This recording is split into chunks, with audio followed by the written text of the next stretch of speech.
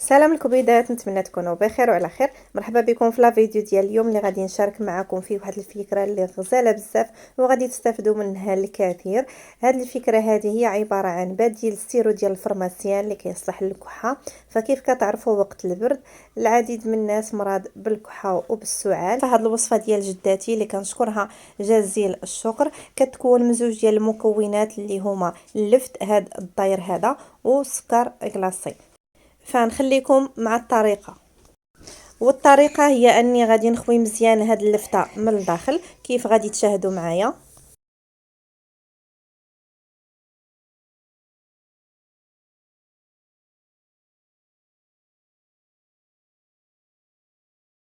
هانتوما البنات كيفاش كتجي من بعد ما خويتها من الوسط. غادي نجيب واحد الكاس بحال هكا وغادي نوضعها فيه بهذه الطريقه. ثم غادي نجيبوا المكون الثاني اللي هو سكر كلاصي وغادي نعمروها بهذه الطريقه. هانتوما من بعد ما عمرتها معرفتش كتبان لكم ولا لا. صافي، فالان غادي نخليها تبات ليله كامله حتى كيذوب هذاك السكر وكيولي عباره عن سيرو.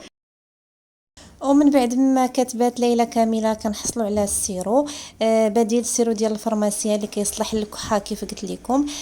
صراحه وصفه اكثر من رائعه، جربوها البنات ما غاديش تندموا، غادي تكتشفوا المفعول ديالها من اول استعمال. فكيف كتعرفوا الصباح هذا فغادي نعطي معلقه لبنتي اللي فيها الكحه هاد الايام، وان شاء الله الله يشافيها ويشافيكم جميعا.